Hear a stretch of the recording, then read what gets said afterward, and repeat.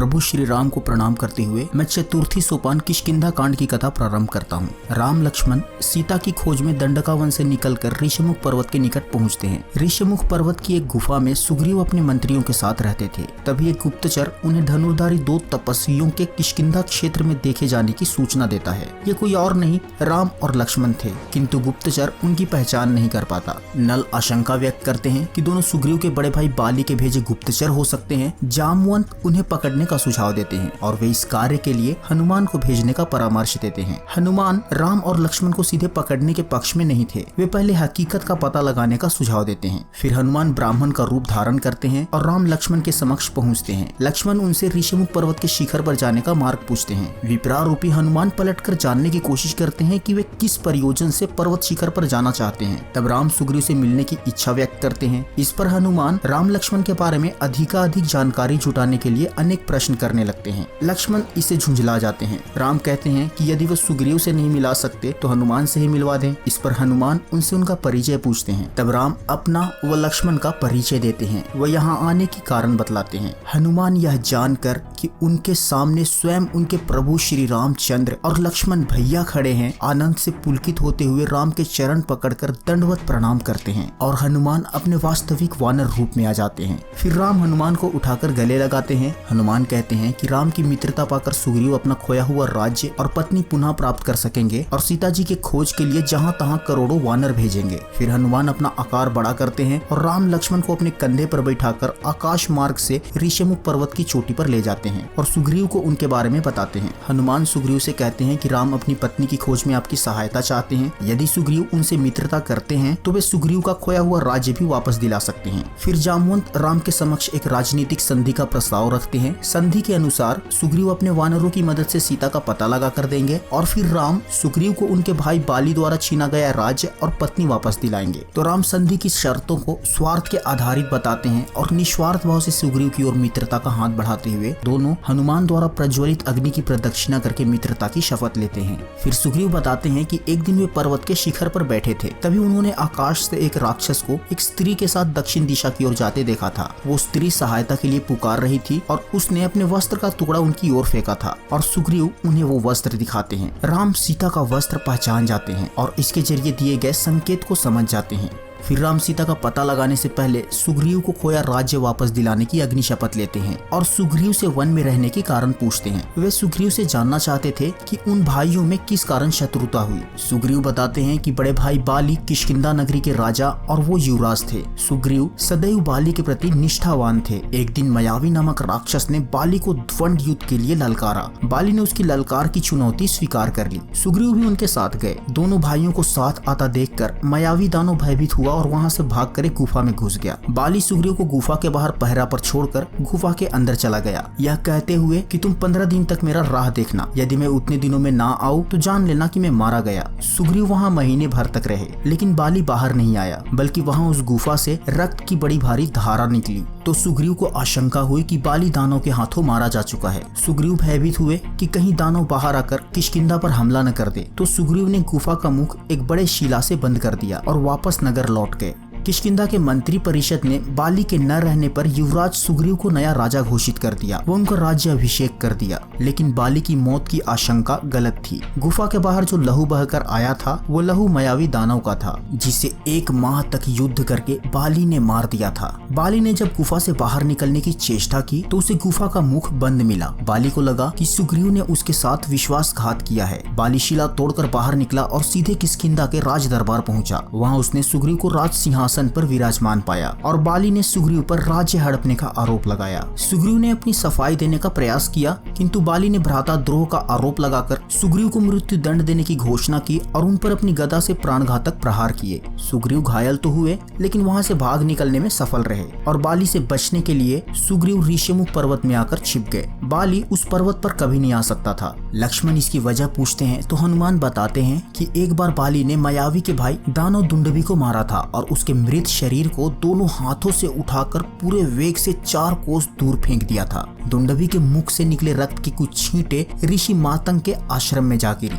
इससे क्रोधित ऋषि ने शाप दिया कि जिसने भी यह कृत्य किया है यदि वो उनके आश्रम के 1 योजन के क्षेत्र में प्रवेश करेगा तो उसकी मृत्यु हो जाएगी। इस श्राप के भय से बाली कभी भी ऋषिमुख पर्वत की ओर नहीं आता, लेकिन उसने सुग्रीव की पत्नी रूमा को जबरन छीन रखा है। राम कहते हैं कि बाली का यह अपराध उसे मृत्यु दंड देने के लिए काफी है। राम प्रतिज्ञा करते हैं कि अगले दिन सूर्यास्त के पहले वे बाली का वध करके सुग्रीव को उसका राज्य व पत्नी दोनों वापस दिलाएंगे। अगले दिन सुग्रीव राम को बाली के बारे में बतलाकर उन्हें सावधान करते हैं। बाली को यह वरदान प्राप्त था कि वो जिससे युद्ध करेगा उसका आधा बल बाली को मिल जाएगा। सुग्रीव बताते हैं कि दुंडुभि एक विशाल भैंसासुर था। बाली ने युद्ध में दुंडुभि को मार दिया। दुंडुभि के हड्डियों की ढांचा गुफा के बाहर पड़ा है और वो दिखाते हुए सुग्रीव बताते हैं कि यहाँ ताड़ के 7 पेड़ हैं जिन्हें बाली एक ही बाण से भेद सकता है। जामवंत राम की शक्ति को परखना चाहते थे। फिर राम अपने पैर की एक ठोकर से दुंडुभि के पिंजार को कोसों दूर फेंक देते हैं। इसके बाद एक ही बाण से ताड़ के 7 पेड़ को काटकर गिरा देते हैं। राम की अपरिमित बल देखकर सुग्रीव राम की जय जयकार करते हुए उनके चरणों में झुक जाते हैं और राम सुग्रीव से बाली को युद्ध के लिए ललकारने को कहते हैं। राम के कहने पर सुग्रीव बाली के महल के बाहर जाकर उन्हें युद्ध के लिए ललकारता है। बाली की पत्नी रानी तारा बाली को इस युद्ध के लिए मना करते हुए समझाती है कि सुग्रीव जिनसे मिला है वो दोनों भाई तेज और बल की सीमा है। वे कौशलाधीश दशरथ जी के पुत्र राम और लक्ष्मण संग्राम में काल को भी जीत सकते हैं। लेकिन रानी तारा के मना करने के बावजूद बाली सुग्रीव से लड़ने जाता है और बाली सुग्रीव दोनों भिड़ जाते हैं। बाली क्रोध से गरजते हुए सुग्रीव पे घूंसे बरसाना शुरू कर देता है। राम पेड़ों की झुरमुट से धनुष से निशाना साधते हैं, लेकिन पहचान की दुविधा में पड़कर बाण नहीं चलाते। वहाँ बाली सुग्रीव पर काफी आघात करके उसे भागने पर विवश कर देता है। भागकर सुग्रीव राम के पास आता है। तब राम सुग्रीव को बताते हैं कि दोनों भाइयों में काफी समानता होने के कारण वे युद्ध के दौरान बाली और सुग्रीव में भेद नहीं कर पा रहे थे और यदि बाण धोखे से उसे लग जाता तो अनर्थ हो जाता। और राम सुग्रीव को पुनः बाली से लड़ने भेजते हैं, किंतु पहचान के लिए उसे एक पुष्प माला पहना देते हैं। सुग्रीव फिर से बाली को ललकार लगाता है और फिर से लड़ाई में बाली सुग्रीव पर हावी हो जाता है। तभी पेड़ों के पीछे से राम बाली पर बाण से आघात करते हैं। बाली घायल होकर गिर पड़ता है और सुग्रीव को कुलद्रोह करने के लिए धिक्कारता है। जब राम उसके पास जाते हैं, बाली पूछता है कि छिपकर वार करके राम ने कौन सी मर्यादा का पालन किया है। राम को बाली से वैर और सुग्रीव क्यों प्यारा है। बाली कहता है कि राम अगर सुग्रीव की बजाय उससे मदद लेते तो वो रावण को मारकर उनकी सीता वापस लाकर देने की क्षमता रखता था। राम बाली से कहते हैं कि वह आज मरते समय धर्म की बात कर रहा है, जबकि जीवन भर वो अधर्म की कृत्य करता रहा। उसने छोटे भाई सुग्रीव को राज्य से निष्कासित रखा, सुग्रीव की पत्नी को अपनी पत्नी की भांति अधीन रखा, जबकि छोटे भाई की पत्नी बेटी समान होती है और इन पाप कर्मों के कारण उसे मनुस्मृति के अनुसार मृत्यु दंड दिया गया है।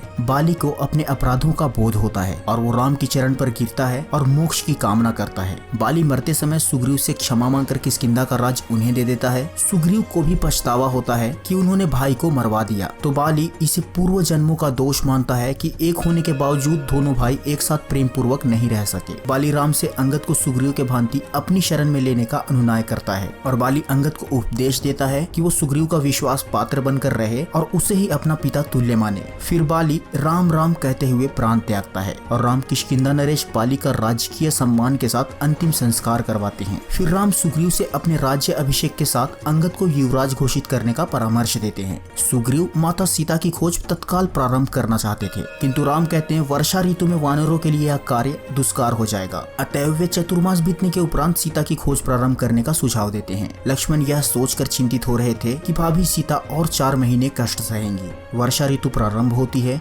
सीता अशोक वाटिका में वृक्ष के नीचे बैठी भीग रही थी और सीता को मिथिला के पुष्प वाटिका का वो दिन याद आता है जब उन्होंने पहली बार राम को देखा था। इसके साथ ही अपने विवाह के हर प्रसंग याद करके वो विह्वल होती हैं। इधर राम भी कम विचलित नहीं थे। चंद्रमा की शीतलता उन्हें जला रही थी। सीता की रक्षा ना कर पाने की उन्हें ग्लानि हो रही थी। धीरे धीरे चतुर्मास बीत जाता है। उधर किष्किंधा नगरी में हनुमान और जामवंत चिंतित थे कि महाराज सुग्रीव अपने महल में भोग विलास में डूबे हैं और उन्हें राम काज की याद भी नहीं है। सुग्रीव के इस बर्ताव पर राम और लक्ष्मण भी नाराज थे। राम सुग्रीव से बात करने के लिए लक्ष्मण को किष्किंधा भेजते हैं। शेष अवतार लक्ष्मण अत्यंत क्रोध में किष्किंधा नगरी में प्रवेश करते हैं। उनके क्रोध के दावानल से वानर परिवारों में खौफ छा जाता है। महल में प्रवेश करके लक्ष्मण अपने धनुष की प्रत्यंचा की टंकार देते हैं, जिसकी गूंज सुग्रीव के महल तक सुनाई पड़ती है। सुग्रीव के सामने नृत्य कर रही नर्तकियां भयभीत होकर वहीं गिर जाती हैं। हनुमान लक्ष्मण को सुग्रीव के पास ले जाते हैं और स्थिति को संभालते हुए कहते हैं कि महाराज सुग्रीव नल और नील को वानर युद्धपतियों को एकत्रित करने के लिए पहले ही भेज चुके हैं। इसके बाद सुग्रीव राम के पास जाते हैं और राम कार्य में देरी के लिए क्षमा मांगते हैं। इस प्रकार बातचीत हो ही रही थी कि वानरों की झुंड आ जाती है। अनेक रंगों के वानरों के असंख्य दल, जिनकी गिनती नहीं की जा सकती, सब दिशाओं में दिखाई देने लगे। वानर युद्धपतियों की सभा को संबोधित करते हुए सुग्रीव कहते हैं कि उनकी राम से मित्रता और वानर वासियों की अलग अलग संस्कृतियों का एकीकरण है। सुग्रीव सीता की खोज के लिए चारों दिशाओं में जाने वाले वानर दलों का गठन करते हैं। हनुमान का विचार था कि रावण दक्षिण की ओर जाते दिखा गया है तो दक्षिण में सीता के मिलने की अधिक संभावना है। इस पर सुग्रीव दक्षिण दिशा में जाने वाले खोजी दल का नेतृत्व युवराज अंगद को देते हैं। सुग्रीव हनुमान को अंगद का सहयोगी बनाकर भेजते हैं। दक्षिण आगामी दल का महत्व देखते हुए बुद्धिमान जामवंत और अभियांत्रिकी में निपुण नल और नील को भी इसमें शामिल किया जाता है। सुग्रीव कहते हैं कि सागर के बीच अगस्त्य ऋषि द्वारा स्थापित महेंद्रगिरी पर्वत है। उसके सामने 400 कोस का विस्तार में एक द्वीप है जहाँ मानव नहीं जा सकते। सुग्रीव हनुमान से इस द्वीप पर विशेष अनुसंधान करने को कहते हैं। वानर दल राम को प्रणाम करके अभियान पर रवाना होते हैं।